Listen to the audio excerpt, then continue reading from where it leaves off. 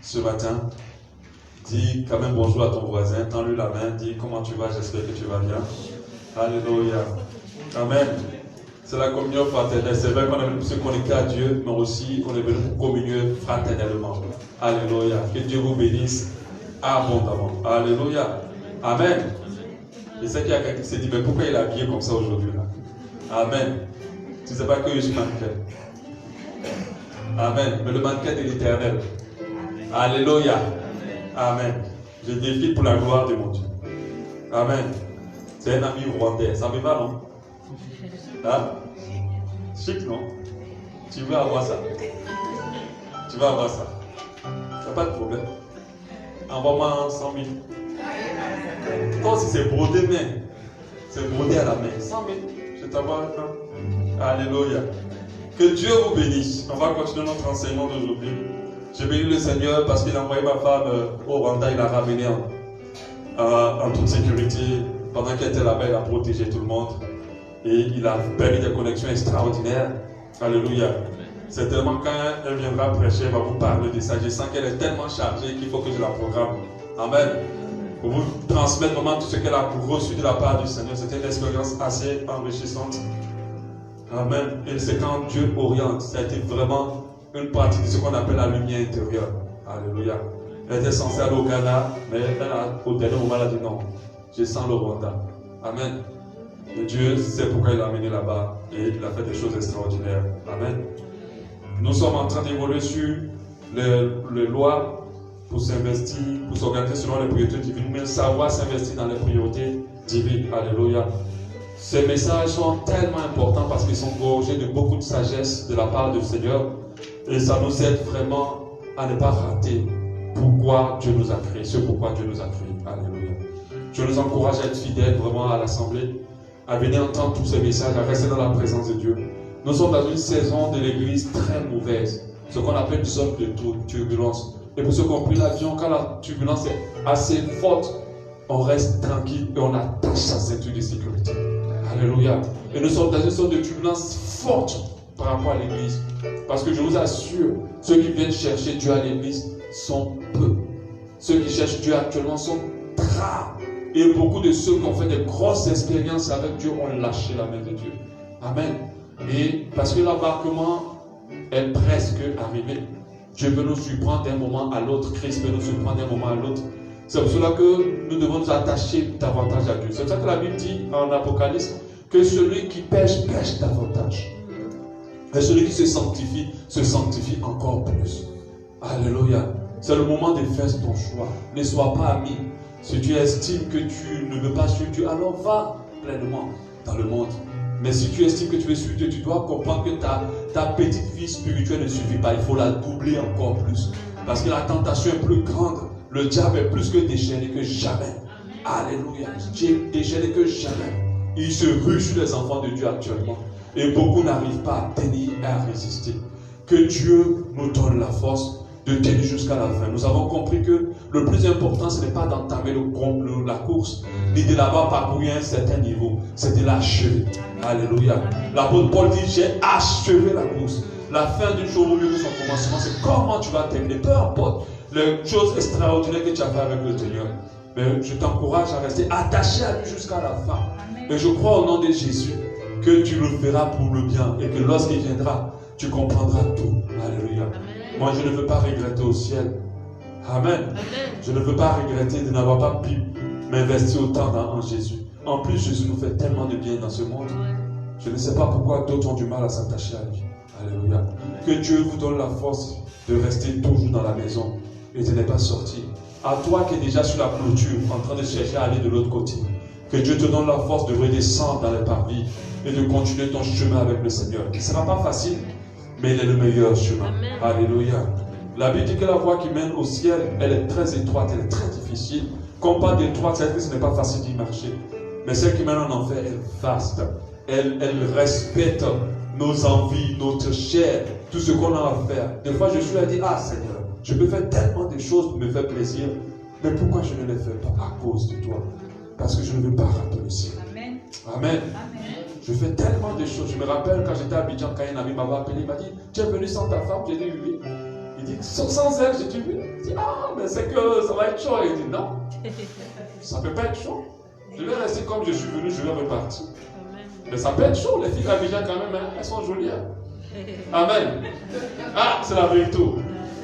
Ah, c'est pas le Gabon, hein. Abidjan, le niveau est haut. Ah, je peux pas vous dire, ceux qui sont partis à Abidjan, ils savent, le niveau des filles d'Abidjan est haut, très haut. Il n'y a pas de filles Gabon, sont trucs merde. Donc je pourrais bien m'amuser puis revenir, essuyer ma bouche pour dire à ma femme, j'ai rien fait. Amen. Je peux faire ça, mais pourquoi je ne le fais pas?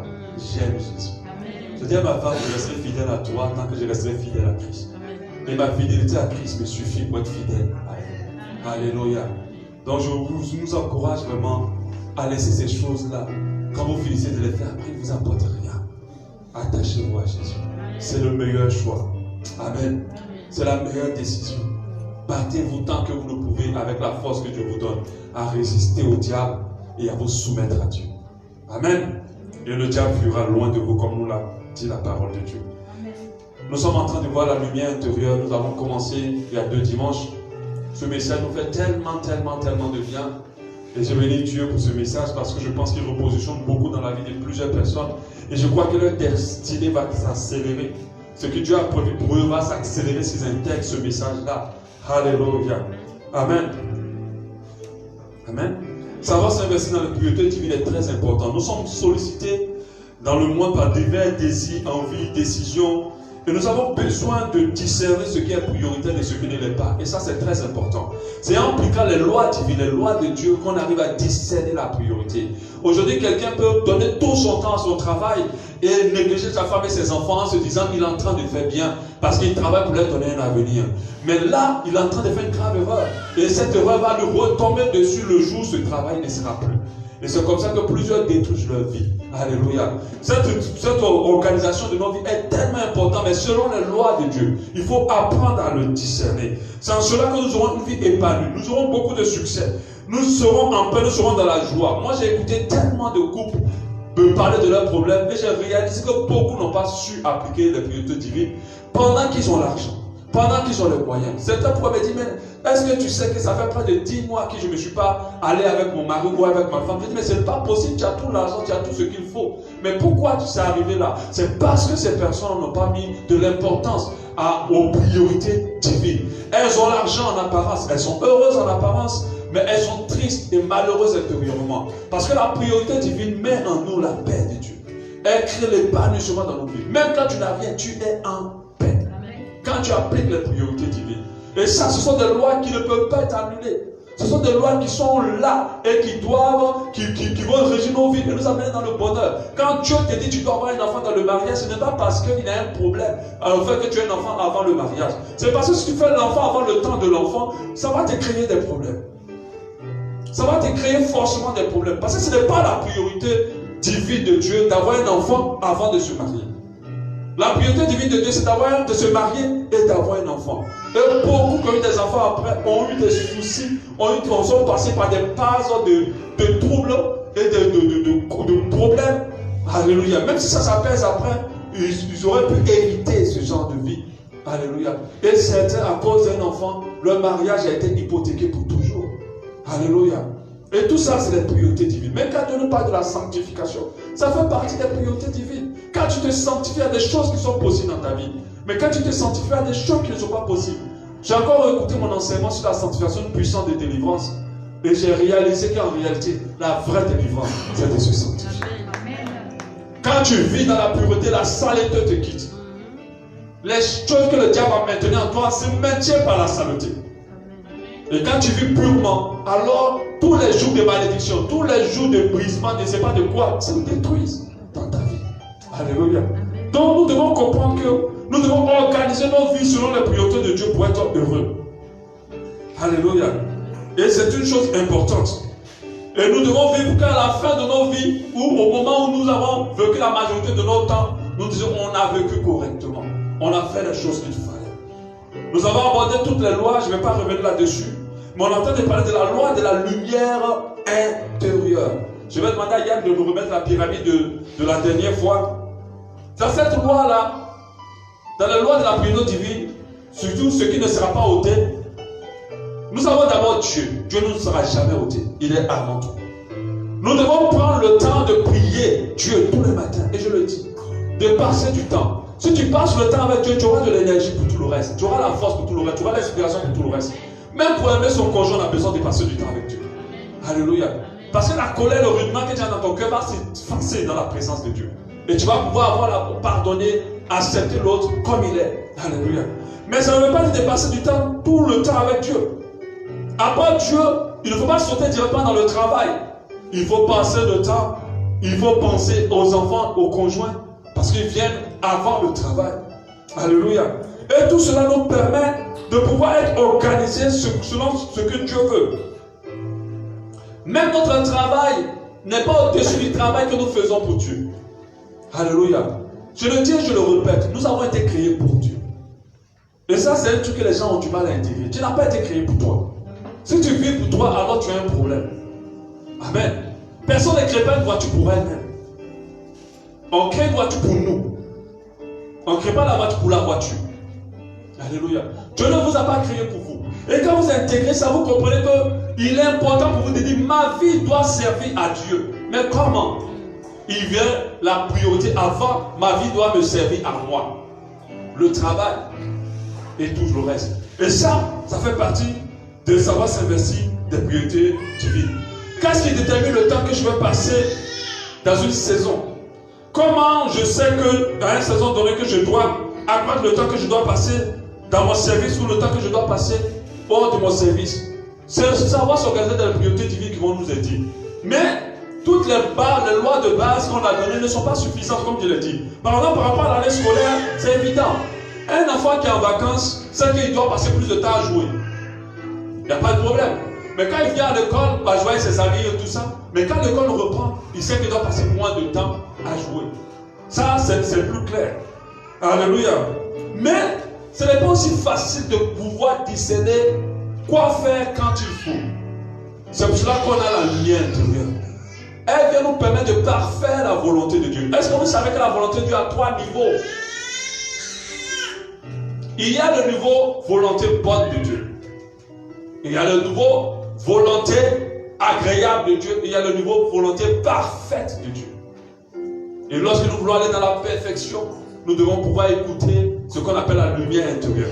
Elle nous permet de nous parfaire dans la volonté de Dieu. La lumière intérieure va te dire, parmi toutes les personnes qui te sollicitent pour un rendez-vous, de recevoir la personne qui vient d'arriver avant les autres, après les autres plutôt. Parce que c'est ça en fait que tu dois faire. Mais peut-être que toi dans la base, tu vas dire celui qui vient premier, je le rencontre. Mais quand tu es un DG, tu vas dire non, je reçois d'abord l'autre après. Parce que tu l'auras senti intérieurement. Elle nous guide dans la volonté de Dieu. Elle nous guide à faire les choses que Dieu veut que nous fassions, que nous puissions faire.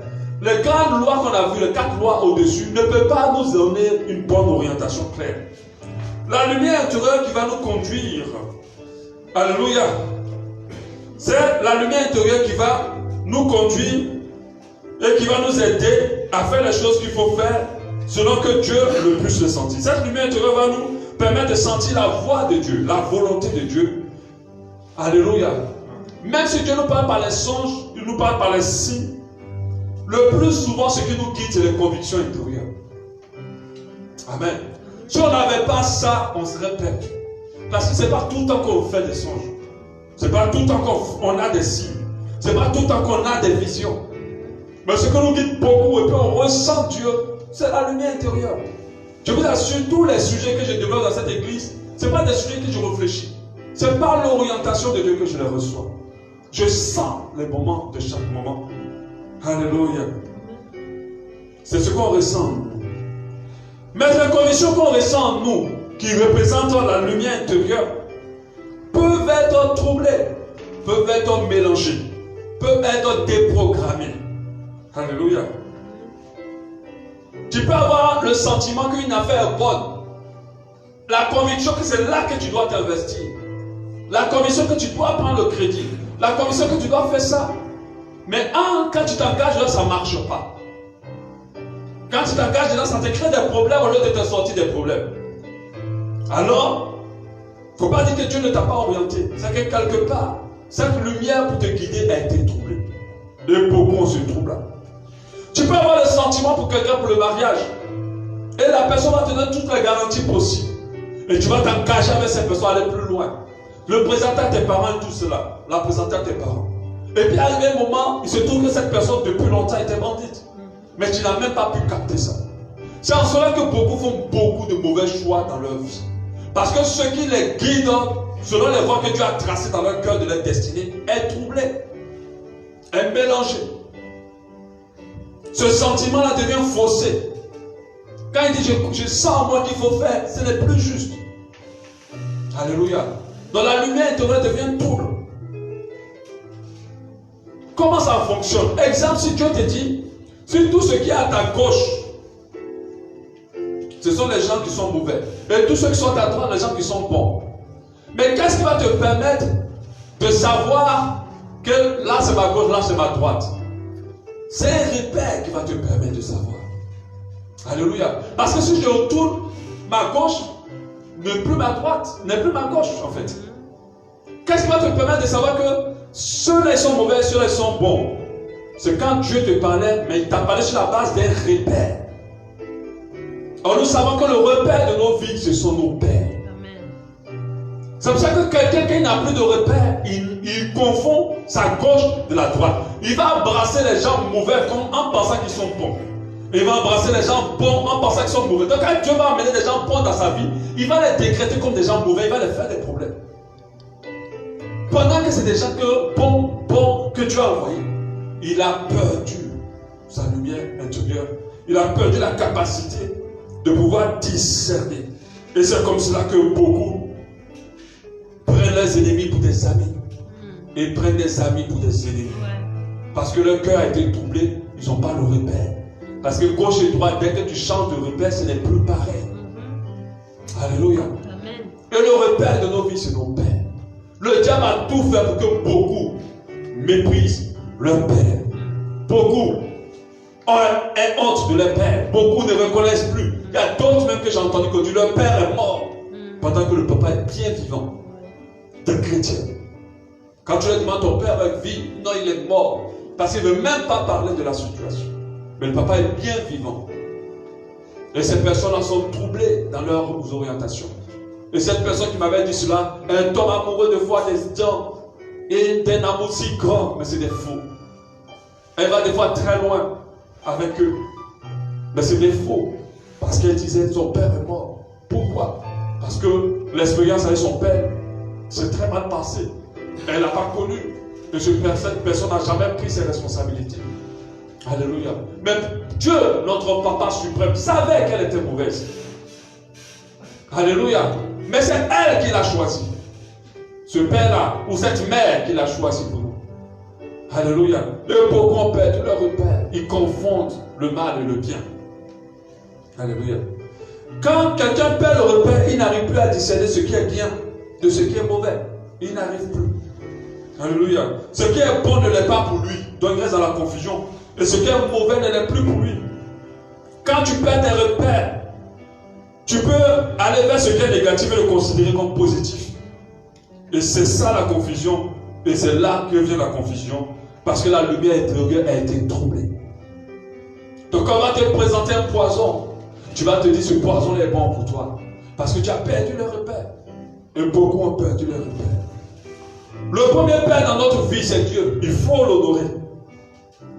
Alléluia. Les pays qui ont mis Dieu à côté ont perdu leur repère. Les pays qui ne considèrent plus Dieu ont perdu leur repère. Aujourd'hui, la définition de l'amour n'est plus la définition réelle de l'amour. On se dit aimer, tu peux aimer un homme comme toi, tu peux aimer une femme comme toi, tu peux même aimer les deux si tu veux, pourvu que tu aimes et que tu sois heureux. Des mamans qui disent à leur fils qui vient leur présenter un garçon, si tu es heureux avec, alors mais je suis heureux aussi pour toi.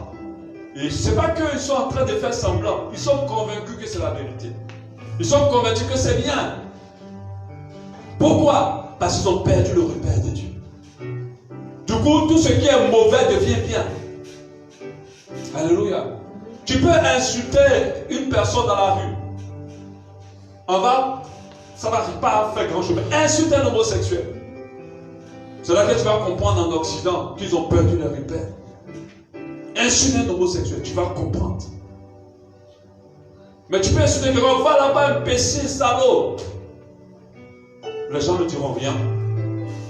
Mais car à toi, si tu insultes un homosexuel en public, l'amende qui va tomber sur toi et la prison que tu vas faire, c'est parce qu'ils ont déplacé la borne d'un Père, Dieu.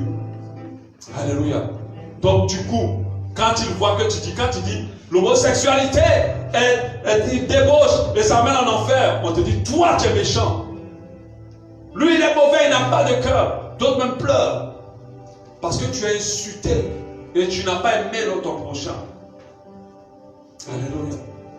En Europe, on ne peut pas évangéliser comme ça. Tu ne peux même pas t'amuser. Alléluia. Je me rappelle de cette histoire du petit à qui on voulait apprendre que 2 hommes peuvent se marier et 2 femmes peuvent se marier. Et l'enfant a dit à l'école, non, je ne suis pas d'accord parce que la Bible dit, ils ont convoqué ses parents. Et ses parents ont failli aller en prison, ils ont dû payer une amende. Parce qu'ils ont dit que c'est les parents qui ont mis ça dans sa tête.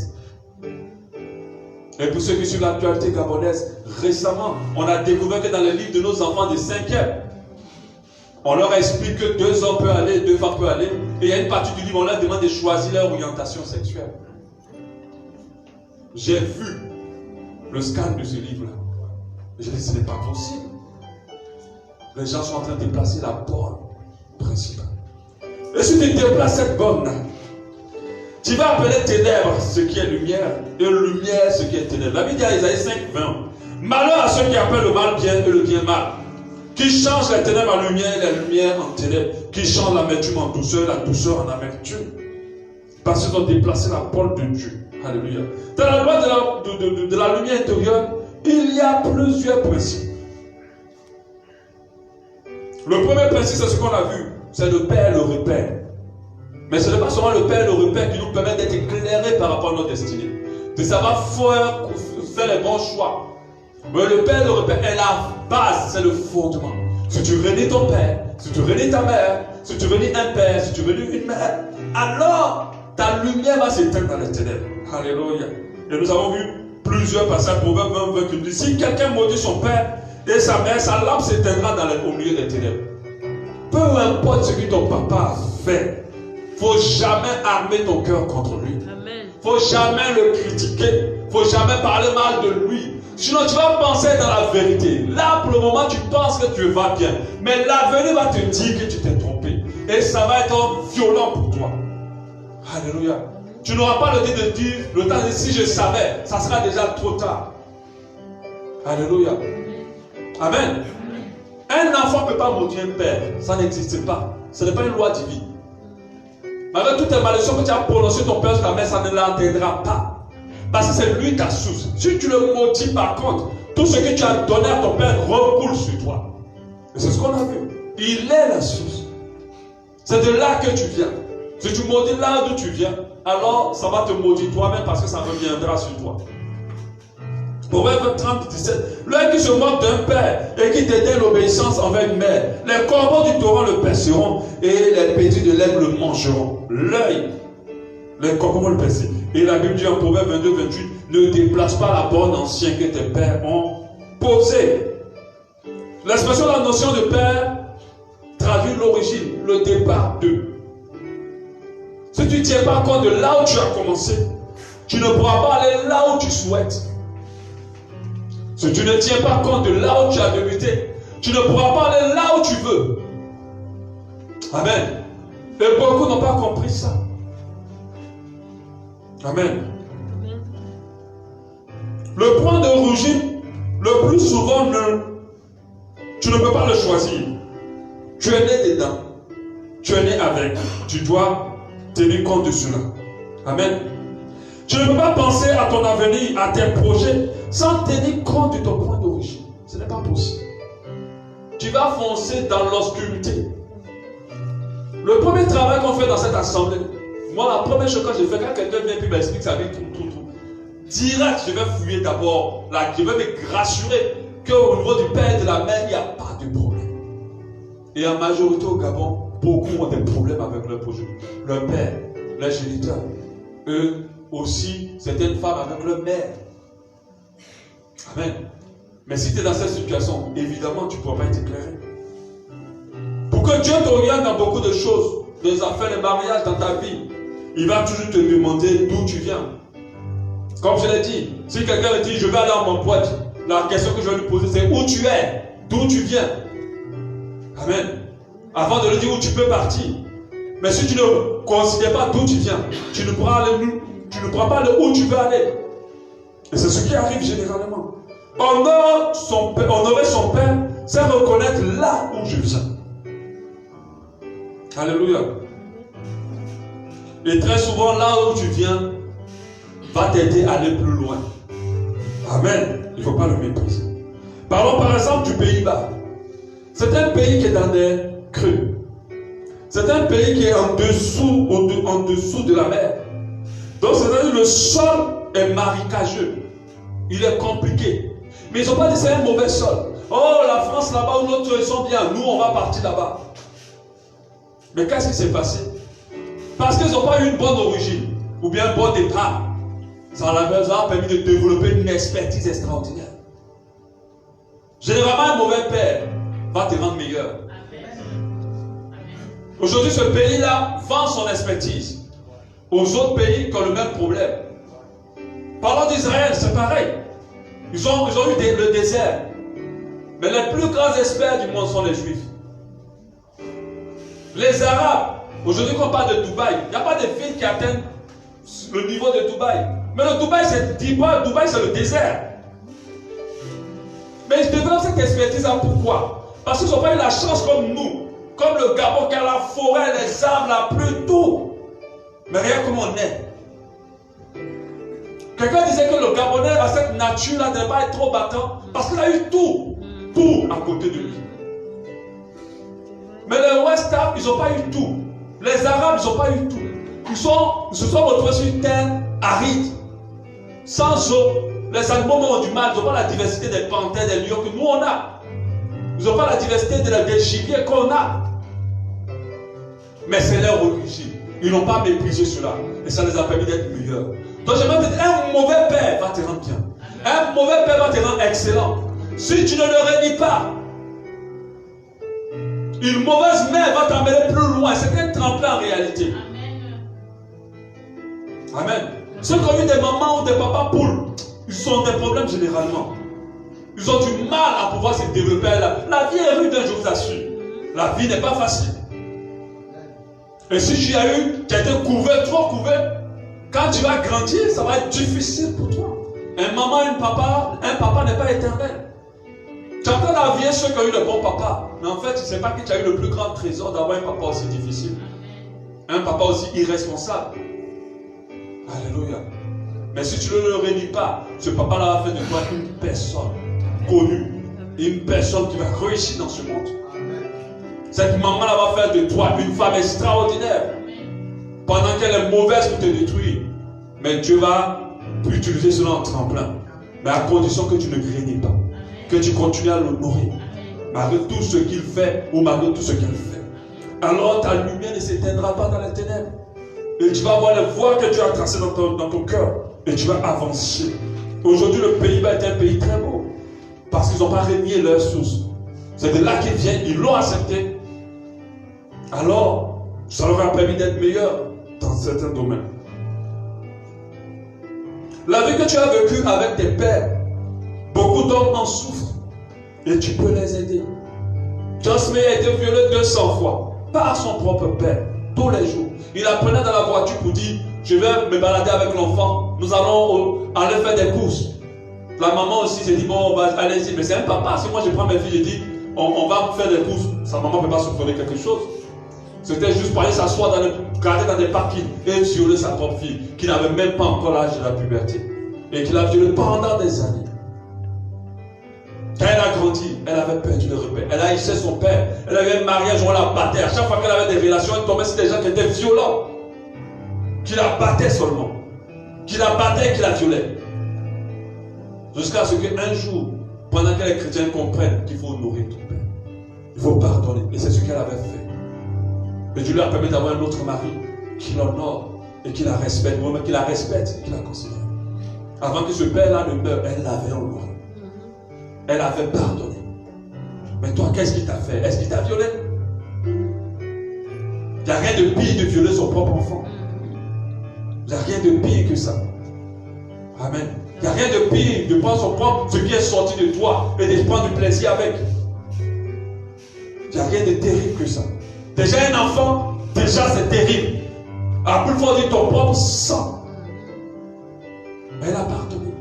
Aujourd'hui, c'est la femme prédicatrice la plus connue du monde. Elle est ce qu'elle est à cause de ce qu'elle a vécu. Si elle n'avait pas vécu ça, elle ne serait pas ce qu'elle est. Elle parle aux gens d'une manière extraordinaire parce qu'elle connaît ce qu'ils ont vécu. Et son ministère est comme ça à cause de ce qu'elle a vécu. Ne renie pas ton passé. Ne renie pas tes origines. Rends grâce à Dieu pour ce que tu as vécu. Et honore tes pères. Amen.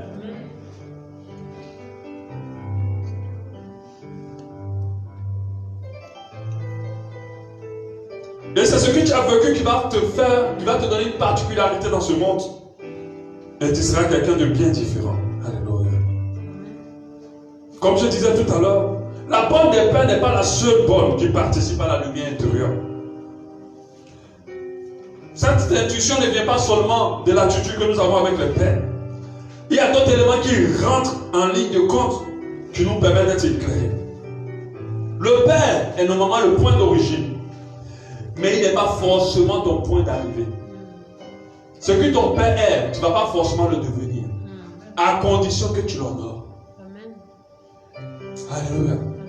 Le Père est ton point d'origine, mais n'est pas ton point final. Ta mère est ton point de... C'est là que tu viens. Elle est mauvaise, elle est cible. Mais elle n'est pas ton point final. Mais elle deviendra ton point final. Tu deviendras exactement comme elle. Si tu ne l'honores pas. C'est pour ça que vous voyez des gens qui sont exactement comme les parents. Ils détestent le père, hein, mais ils sont comme les pères.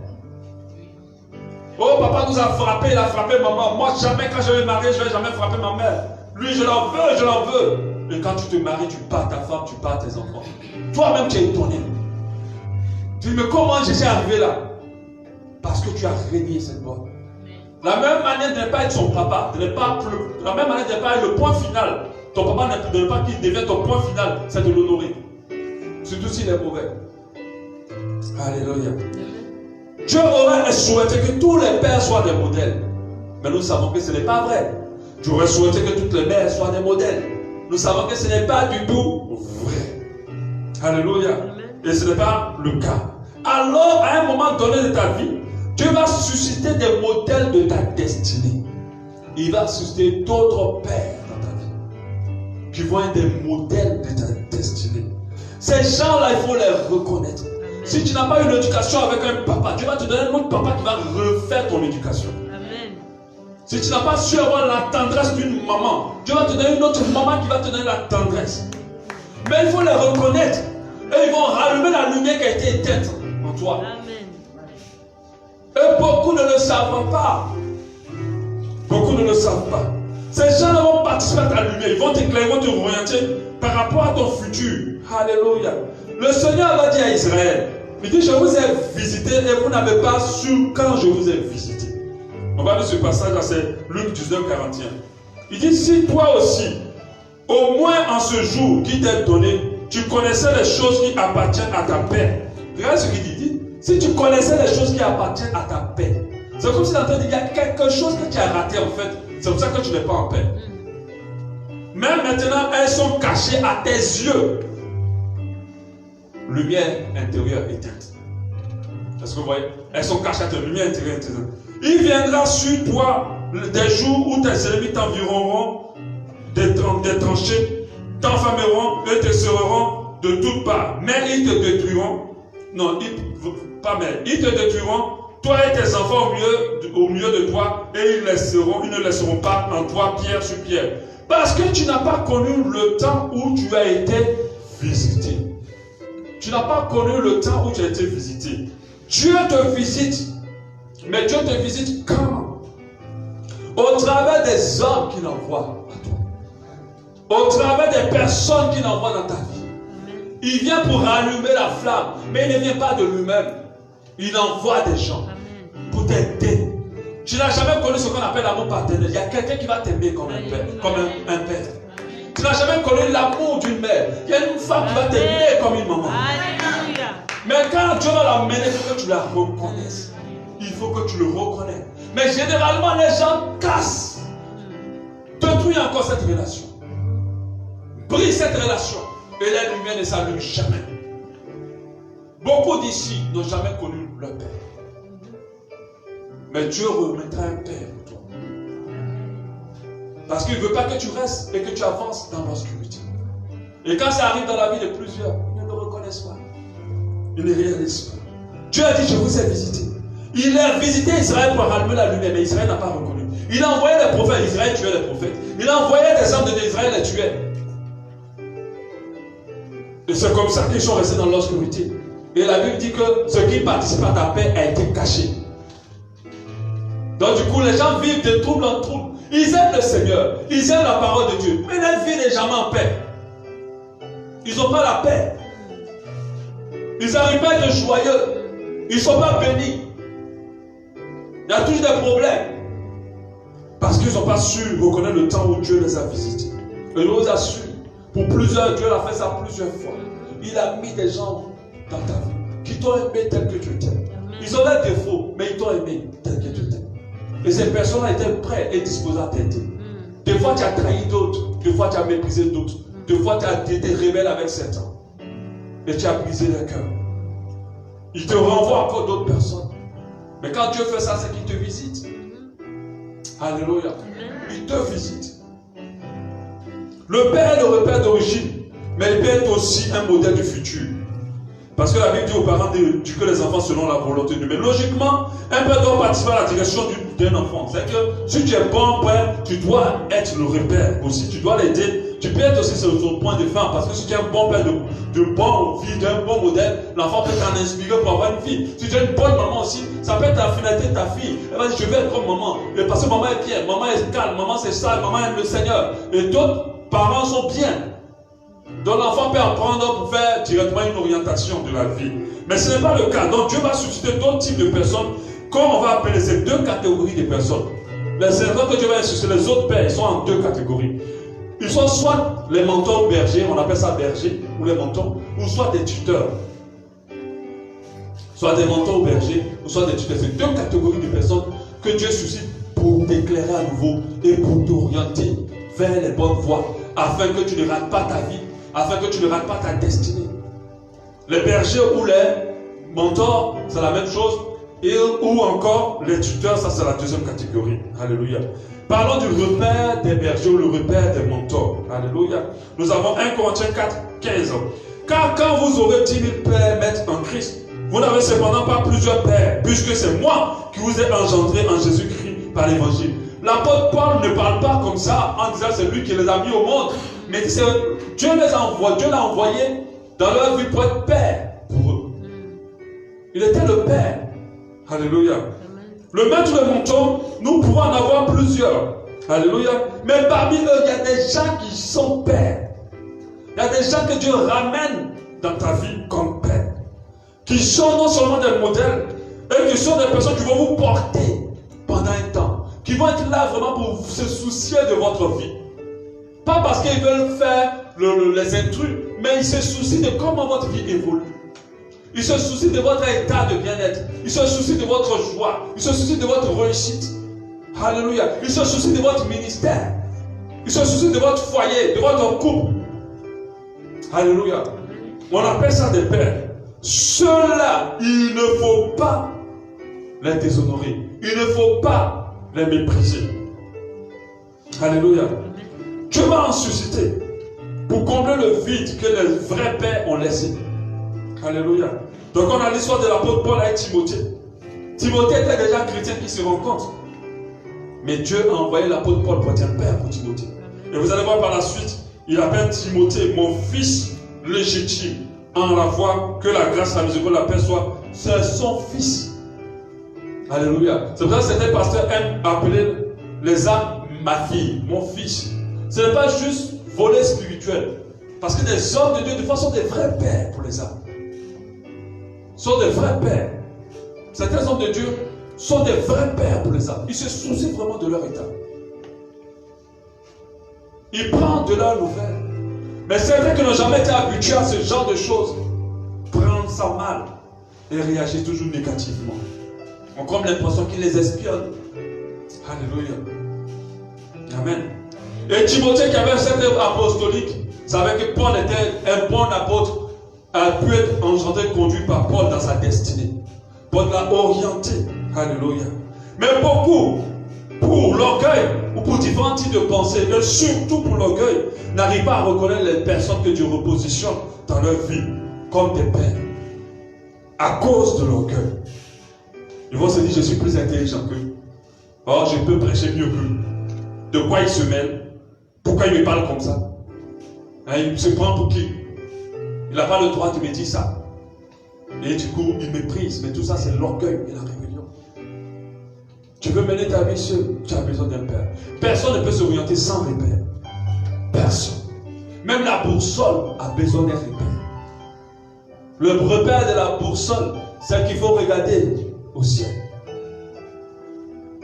A besoin d'un repère.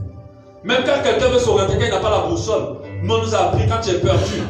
Je ne sais pas si c'était la lune ou l'étoile polaire. Je crois que c'est l'étoile polaire, c'est ça? C'est ça, non? Ah, vous avez oublié tout au cours d'école. Moi j'ai fait ça il y a longtemps, je me rappelle. L'étoile polaire, c'est l'étoile qui brille le plus parmi toutes les autres étoiles. Et je crois qu'il est au nord ou au sud, un truc comme ça. Sur la base de ça, tu peux bien. Comment? Au nord, voilà. Sur la base de l'étoile polaire, tu sais maintenant que le nord est ici. Et si on t'a dit ta ville, par exemple, on dit que Mambouet c'est au sud. Donc tu sais que le nord est là. Alors tu vas t'orienter dans le sens comme ça. Amen. Mais c'est un repère. Tu ne peux pas avancer dans ta vie sans repère. C'est impossible. Tu vas faire des décisions, tu te dis, ouh, tu vas prendre une femme, tu vas dire, oh, c'est la plus bonne femme du monde. Mais ce qu'elle va te montrer, tu as besoin d'un repère pour avoir le discernement en toutes choses. Dieu dit, vous n'avez pas connu le jour où Dieu vous a visité. Si tu ne reconnais pas le jour où Dieu te visite, tu vas rester dans le noir. Et beaucoup ont ce problème-là. Et la Bible dit, prends garde à ce que ta lumière ne devienne pas ténèbres. Dieu va t'envoyer des flashs de lumière, il faut les capter. Beaucoup de gens restent dans les ténèbres et manquent les priorités divines parce qu'ils ont manqué la visitation de Dieu au travers des gens. Quand la Bible dit des anges, il vous dit, soyez hospitaliers parce que vous pouvez héberger des anges. En fait, ce que vous ne comprenez pas, ce n'est pas des anges qui viennent du ciel. D'autres pensent que c'est le cas. Ce n'est pas ça. Il y a des gens qui portent une grâce sur leur vie. Si tu les héberges, tu leur donnes de l'eau à boire, tu leur donnes à manger, tu leur donnes même 1000 francs. La grâce qui va tomber sur toi. Amen. Mais d'autres ne savent pas. Amen. Nous devons prier que l'orgueil ne ferme pas nos yeux. Et que nous apprenons à détecter ces perles. Comment reconnaître ce genre de personnes, ce genre de mentors, ce genre de berger? Alléluia. Jean 10, 25 nous dit, Jésus leur répondit, je vous dis, je vous l'ai dit, et vous ne le croyez pas. Les œuvres que je fais en mon nom, au nom plutôt de mon Père, rendent témoignage de moi. Mais vous ne croyez pas parce que vous n'êtes pas de mes brebis. Mes brebis entendent ma voix, je les connais et elles me suivent. Je leur donne la vie éternelle et elles ne périront jamais. Personne ne les ravira de ma main. Ce que Jésus dit en lui, normalement, il dit, les brebis sont formatées pour reconnaître sa voix. C'est-à-dire, dans les brebis, là, il y a quelque chose qui est mis, qui fait que là qu'ils attendent la voix du berger, ils savent que c'est lui, le berger. Alléluia. Donc, comment reconnaître le Père? Dieu a mis dans ton cœur des chemins tout tracés. Le jour où tu vas entendre la voix d'un père, d'un berger, ça va marquer à ton cœur. Mais le problème, c'est que le jour où tu as entendu la voix de cette personne que Dieu t'a envoyée, ou de cette femme que Dieu t'a envoyée, le jour où tu as parlé avec cette personne, le jour où tu as eu les premiers contacts avec cette personne, tu as senti dans son cœur que ce n'est pas quelqu'un de négligeable. Mais avec la suite, par orgueil, par ton comportement bizarre, tu as négligé ça. Tu as oublié ça. Le jour où ce pasteur a prêché, tu as senti qu'il parlait de toi, tu as senti qu'il a quelque chose pour toi. Mais à cause de ton orgueil et de ton insoumission, finalement tu te dis c'est pas la peine. Alléluia. Dans ton cœur, il y a quelque chose qui reconnaît la voix du berger, qui reconnaît la voix du mentor. Quand tu vas l'entendre, tu sauras que c'est lui. Mais quand tu vas savoir ça, Après, ne fasse pas cette information. Garde-le dans ton cœur. Il était là un moment difficile de ta vie, où tu ne savais pas où partir. Et quand cette personne a été venue, elle t'a aidé à commencer à voir clair. Mais à cause de ton orgueil, tu as oublié ça. Tu as sorti ça de ton esprit. Et ta lumière va s'éteindre dans les ténèbres. Si tu persévères dans ça. Alléluia. Quand tu entends la voix de ce Père, ton esprit te dit, c'est de ça que tu as besoin. C'est de lui que tu as besoin. C'est ce qu'il dit dont tu as besoin. Alléluia. Alléluia. En ce moment-là, suis la voix. Et Jésus dit encore que mes brebis, pour ceux qui me suivent, ils doivent renoncer à lui-même. Alors ces gens de père-là, on les suit en renonçant à soi-même. Si tu ne renonces pas à toi-même lorsque Dieu te donne un père, alors tu vas être rebelle et ta lumière va s'éteindre dans les ténèbres. Beaucoup de personnes dans cette assemblée, ou d'autres qui sont partis, ou d'autres qui ont fait de n'importe quoi pour partir, ces personnes-là, le jour où Dieu nous a permis de nous croiser, ou de croiser Maman Christine, ils ont senti une voix là, dit c'est là que tu dois être. C'est auprès de cette personne que tu dois être. Ils ont senti que ce qui était sorti de ma bouche, de la bouche de ma femme, c'était de ça qu'ils avaient besoin. Mais arrivé après devant l'orgueil, l'impatience et beaucoup de choses ont changé cette information dans leur cœur. Alors ils restent dans l'obscurité. D'autre part, en étant convaincus qu'ils avaient raison. Mais c'est l'obscurité qui peut te mettre dans cette disposition. Même si un père te gronde, il a le droit de te gronder. Soyez père un jour, vous verrez. Parce que les gens ne comprennent pas ce qu'on appelle la notion de père. Si un père te punit, il a le droit de te punir. Sinon, il n'est pas père. Sinon, il n'est pas père. Si un père te demande des comptes, il a le droit de te demander des comptes. Si un père te dit, je ne veux pas que tu ailles, il a le droit de te dire, tu ne bouges pas.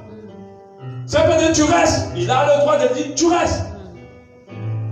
Maintenant, si tu estimes qu'il ne te donne pas la bonne décision, tu sais comment lui faire comprendre ce que tu veux faire, mais avec honneur et respect. Mais tu ne te fâches pas. C'est comme ça que la lumière est plus. Ils sont dans l'obscurité complète. Ils pensent avancer dans leur vie, mais ils n'avancent pas. On a vu des gens quitter cette assemblée à cause des sentiments qu'ils avaient et qu'on a dit non, on n'est pas d'accord pour ça. Ils se sont dit, ben, qu'est-ce qui m'empêche de vivre le grand amour, c'est l'église. Alors l'église, je le mets dehors. Et je vais vivre mon grand amour. Mais quel grand amour? Quand on attend les retours après, c'est catastrophique. Une bénédiction avant son temps, les malédictions. Si ce n'est pas le moment où Dieu veut que tu rencontres un homme ou une femme, reste tranquille. Attends le temps de Dieu. Amen. Tu vas foncer parce que tu ne veux pas que ton père. Il y a d'autres qui sont tellement, ils sont tellement, comment je peux dire ça? Ils sont tellement fins d'être aimés. Ils sont tellement fins d'être aimés que quand quelqu'un les aime, ils sont prêts à tout casser pour aller là-bas. La vie va t'apprendre qu'on n'aime pas tout le monde. Et c'est comme ça des enfants, tout jeunes, commencent à sauter des clôtures, à désobéir à leur papa, à désobéir à leur maman, à dire moi je suis amoureuse, moi je suis amoureux, on ne veut pas que je vive. Et puis quoi encore? On n'a pas vu ça dans la vie. Si une chose a fatigué les gens ici, là, c'est l'amour. Vaut mieux quand on te frappe dehors, mais quand on te frappe dedans, là, ça fait mal. Amen. Quand la douleur vient dedans, ça fait mal. Qui vous a dit que quand on aime quelqu'un, la personne est bien? Ton amour ne peut pas transformer quelqu'un. Il y a des gens qui s'en foutent de ce qu'ils pensent, les sentiments que tu as pour eux. Il y a des gens qui aiment piétiner les sentiments. Et le Père, il peut t'aider dans ça. Il va te dire, oui, la personne est bien, c'est vrai, les gens, tu veux faire comme ça, fais ci, fais ça, fais ça. Après, tu vas voir que c'est un faux truc. Amen. Mais j'ai dit, dans le tuer de Tonda, on va le faire l'année prochaine, et le mois prochain, Tonda. Ce n'est pas parce qu'on aime qu'on est tombé sur la bonne personne. Hein. L'amour n'est pas suffisant. Amen. Parce que notre cœur a pu marcher avec tout le monde. Des fois, mais un faux gars comme ça que tu n'aimes pas depuis. Comme tu as galère, je crois que ton cœur peut changer. Une fausse go comme ça, même, tu connais même tous les gars qui ont couché dans le quartier. Mais, comme tu as galère aussi là, ton cœur peut commencer à l'aimer. C'est ça. Mais ce n'est pas pour autant que c'est Dieu qui est dedans. C'est-à-dire qu'ils aiment, le cerveau disparaît. Et c'est pour ça que les pères sont là. Je vous assure, il y a des amours qui ont détruit la vie des gens. C'est vrai que tu as aimé quelqu'un puis ta vie n'a plus été la même. Elle n'a jamais pu se repositionner. Parce que cette personne a piétiné ton cœur. Il y a des amours qui ont détruit la destinée des gens. Tu devais être là, tu devais faire ci, parce que tu aimais. Tu n'as pas pu. Tellement l'amour te rassasie à cette époque. C'est pour ça que je vais dire à quelqu'un, ne te blague pas. Vous qui êtes jeunes, surtout les jeunes d'il 15, 14 ans, quand ils sont amoureux, ils pensent que c'est la fin du monde. Nous tous, on a fini avec ça jusqu'à. On est là. Amen. Tu aimes même jusqu'à tu ne peux plus manger, tu ne peux plus boire. Mais où c'est parti? Aux oubliettes. Alléluia. Je vais te dire, ressaisis-toi. Écoute ton père, écoute ta mère. Eux, ils savent ce qu'ils savent. Ils seront te guider dans ça. Écoute les pères et les mères que Dieu aussi va te donner. Si ton père, ta mère s'en fout. Parce qu'il y a des papas qui vont dire à la fille des 15 ans, mais toi, mais depuis là, je ne te vois même pas un gars. Il faut le laisser. Laisse le deuxième père que Dieu va te donner. Écoute-le. Et suis ses instructions. Tu verras clair pour ta vie. Et tu vas arriver là où Dieu veut que tu arrives. Et tu vas réussir ton existence. Alléluia. Et c'est très important. Amen.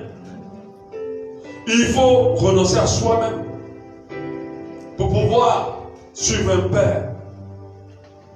Il faut renoncer à ce qu'on veut pour pouvoir le suivre. Alléluia. Amen. Et c'est très important pour nous. Si tu n'as pas eu un bon père ou une bonne mère, Dieu va t'en donner. Parce que Dieu tient à ce que ta lumière s'allume. Mais tu dois d'abord honorer le père et la mère s'ils existent. Tu dois les honorer. Amen. Tu dois les honorer. Pendant que je suis en train de terminer, je dis, va, tu te souviens déjà les feuilles là. Sur ces feuilles, et puis tu me donnes un exemple, s'il te plaît. Sur ces feuilles, j'ai mis les différentes catégories de pères. Je veux que tu fasses un check sur ta vie. Ok? Tu fais un check sur ta vie. J'ai mis les 8 catégories, les définitions et les versets de base. Et j'aimerais que tu écrives et que tu te rappelles des pères que Dieu. Il y a déjà le père et ta mère qui t'ont engendré. D'accord? Mais en dehors d'eux, il y a des pères que Dieu a envoyés à des moments donnés de ta vie. Et que ces papas-là, tu as méprisé. Tu les as méprisés. Et il y a plusieurs catégories de pères. Et je veux que tu lises et tu écrives. Vous voyez que où j'ai mis la première catégorie, c'est père et mère géniteur. J'ai mis seulement 2 points. Mais on peut pas, 3 personnes ne peuvent pas t'accoucher. Amen. Amen. 3 personnes ne peuvent pas t'accoucher. Ça n'existe pas. Même si j'ai vu sur internet un couple trio où le monsieur a 2 femmes et ils vivent ensemble et c'est la nouvelle tendance aux États-Unis. Ça, je n'ai pas dit ça. 3 personnes ne peuvent pas t'accoucher. D'accord? Voilà. Donc, tu écris. S'ils sont morts, pardon, il ne faut pas leur parler. On appelle ça la nécromancie. Pardon. S'ils sont morts, il ne faut pas leur parler, pardon. D'accord. Il faut seulement écrire. Et si dans ton cœur, tu avais des blessures envers l'un de tes membres au Seigneur, aide-moi à les pardonner quand ils sont morts. S'ils sont vivants, il faut les appeler. Il faut les visiter. Il faut les honorer. Si tu as même un peu de sous, envoie. Envoie du crédit. Appelle-les. La fin d'année qui arrive, profite pour les honorer. S'ils sont vivants. Parce qu'il y a des gens qui ne savent même plus leur père. Quand tu dis, ouais, ton papa, il est dans Libreville. Mais dans Libreville, ça veut dire quoi? C'est ce que j'ai appris. Il est dans Libreville. Ça veut dire quoi? Toi, tu es sûr que tu veux réussir dans ta vie? Tu dois savoir où il est. Localise-le. Va le voir. Parle avec lui. Même s'il parle mal, si tu te blesses encore, ferme ton cœur aux blessures. Honore-le. Alléluia. La deuxième catégorie de pères, les mères spirituels. Tous ceux qui nous nourrissent spirituellement. Il se révèle aussi, ne se choisit pas. C'est-à-dire qu'il y a quelqu'un que tu écoutes tous les jours qui te nourrit. D'office, ton pasteur est ton père spirituel. D'office. Parce qu'avec Internet aujourd'hui, les gens peuvent se choisir des pères spirituels à la carte comme s'ils sont au restaurant. Non, ils se révèlent. C'est Dieu qui doit te révéler qui est ton père spirituel. Et s'il y a d'autres pères qui ont été spirituellement, vous il y a des gens qui sont une maman qui est dans ton quartier, qui aime beaucoup t'apporter la parole de Dieu, prier avec toi, te soutenir. C'est aussi une mère. Écrit. Un papa ou un jeune, des fois tu es même moins âgé, tu es plus âgé des fois comme la personne, mais la personne a une expérience à la fois que par rapport à toi. Amen. C'est un père spirituel. Ton père, dès le début, il y a des gens qui t'ont aidé à commencer des choses, à démarrer des choses, travail, ministère, n'importe quoi. C'est parce qu'ils ont été là que tu es ce qui tu es. Il faut les mentionner. Des fois on les oublie. Ils t'ont donné ton premier emploi, ils t'ont donné ton premier travail, ils ont investi dans ta première affaire. Amen. Il faut se rappeler il faut les écrire, il faut les appeler, il faut les nommer. Si tu peux, envoie-les quelque chose. Et rappelle-les ce qu'ils ont fait pour toi. Même s'ils ont été méchants, rappelle-les de les honorer. Fais-les honneur. Le Père des débuts, Dieu, j'ai mis un point, c'est Dieu. Là, c'est un point, c'est un trait. Il faut honorer Dieu de tout ton cœur, de toute ta vie. L'autre, le cinquième point, le Père d'adoption. Toutes les personnes qui t'ont pris comme leur fille, leur fils, qui t'ont hébergé, qui t'ont gardé. Même si c'était mauvais, même si tu faisais dormir dans la natte, même s'ils ne te donnaient pas à manger. Amen. Hein? Quelqu'un n'a pas dit Amen. Même s'ils ne te donnaient pas à manger, et ils te mettaient dans la natte, ils t'humiliaient, ils te chassaient, ils te faisaient tout, mais ils t'ont hébergé. Il faut écrire les noms, il faut les appeler. Jésus vous voit quand vous allez remplir la fiche là. Je préfère vous dire ça. Parce qu'il y a des gens qui ne vont pas écrire des noms. Jésus vous voit. Il faut écrire. Beau-père, belle-mère, ils sont très importants. C'est le beau-père de Moïse qui l'a aidé dans son ministère. Si tu es marié, le papa et la maman de ton mari ou de ta femme sont importants à honorer. Il y a des gens qui n'appellent jamais leur belle-mère, qui n'appellent jamais leur beau-père. Jamais, jamais, jamais de leur vie. C'est pas possible. Tu dois les honorer. C'est eux qui ont fait que celui qui t'a gratuit mon amour là, il est là. Amen. Hein? La femme que tu aimes de tout ton cœur, tu ne peux plus dormir là. C'est eux qui l'ont produit. Amen. Il faut les honorer. Il faut commencer déjà dans la relation même. Dès que vous commencez la relation, quand vous êtes fiancé, il faut commencer à honorer les beaux-pères. Si le beau-père de Moïse n'était pas là, Moïse aurait raté sa question. Et ces beaux-pères-là, il faut les écouter. Alléluia. Il faut de temps en temps leur demander. Ils ont eu des enfants comme vous. Ils connaissent beaucoup de choses. Après, ta belle va dire, ah, mais il y a ma fille qui a tête un pour toi, mais elle sera trop contente de dire, bon, il faut faire ci, il faut faire ça. Même si elle te donne des mauvais conseils, elle sera contente de honorer. Amen. Quand tu te tournes vers elle. Mais il y a des gens qui font jamais. La belle-mère, c'est chien. Je ne dis même pas un chat. C'est encore pire que ça. Amen. C'est la sorcière. Qui vous a dit que c'est parce que tu es sûr qu'elle est sorcière qu'il ne faut pas l'honorer. Amen. Toi, tu as Jésus, elle ne peut rien te faire. Va la visiter. Honore-la. Amen. Si tu vas avoir une lumière allumée, si tu vas avoir clair dans ta vie, honore ton beau-père, ta belle-mère. Et les pères et les mères de foi qui t'amènent à Jésus. Même si tu es aujourd'hui à Shalom, ce n'est pas moi qui t'ai gagné à Christ. Quelqu'un t'a gagné à Christ. Quelqu'un t'a parlé de Jésus et tu es venu à Christ. Écris le nom de la personne et pense à la personne. Moi, quand Dieu m'a dit, celui qui m'a amené à Christ l'année passée, je lui ai envoyé une offrande. Lui-même, il était étonné. Il m'a dit, mais tu m'envoies ça pourquoi? Il dit, mon frère, si tu ne m'avais pas gagné à Christ là, je ne sais pas ce que je serais devenu. Moi, avec la sagesse que Dieu m'a donnée là, peut-être que j'aurais inventé des choses pour détourner les gens de Dieu. Alléluia.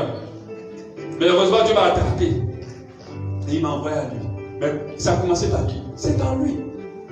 C'est lui qui m'embêtait à Jésus tous les jours. S'il ne m'embêtait pas à Jésus, je ne serais pas ici. Amen. Donc chaque année, je me souviens de lui. J'envoie quelque chose, je vous dis merci. C'est vrai, à un moment, lui et moi, on a eu des problèmes. Mais ce jour-là, je n'avais pas été sage. Mais j'ai reconnu et je me suis ressaisi. Très vite. Parce que ce n'est pas parce qu'il est père qu'il va être parfait. Et ça, on n'honore pas les pères parce qu'ils sont parfaits. On les honore parce qu'on doit les honorer. C'est une obligation, ce n'est pas un choix. Alléluia. Et le dernier, on a commencé à voir les mentors. Ceux qui te coachent, qui te conduisent dans ta vie spirituelle, dans ton appel. Ils peuvent te coacher sur professionnellement.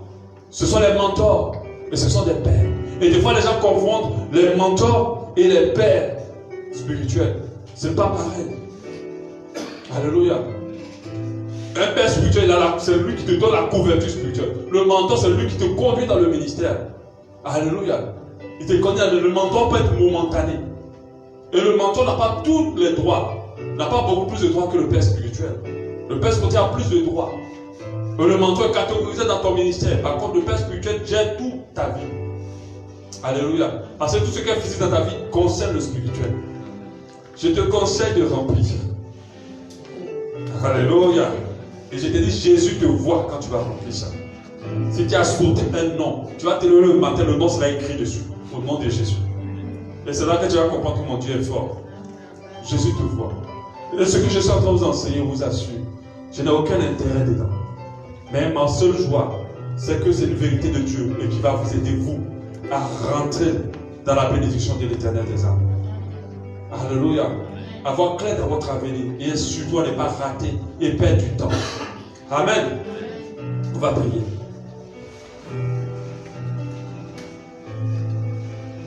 Merci Seigneur. Dis merci à vous Seigneur. Je sais qu'on avait prié la dernière fois pour les gens, on ne va pas le faire aujourd'hui. Dieu le merci parce que c'est lui qui t'enseigne ce matin. Et je suis convaincu que ce que tu es en train de recevoir dans cette salle va changer ta vie si tu l'appliques. Dis Seigneur, aide-moi à honorer mes pères. Aide-moi à détecter les pères de substitution que tu m'envoies. À détecter les mentors que tu m'envoies. Aide-moi à les détecter. À les reconnaître. Permets-moi de pouvoir les obéir en renonçant à moi-même.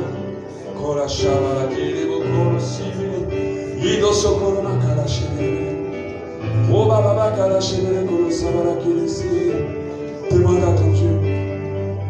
Demande à ton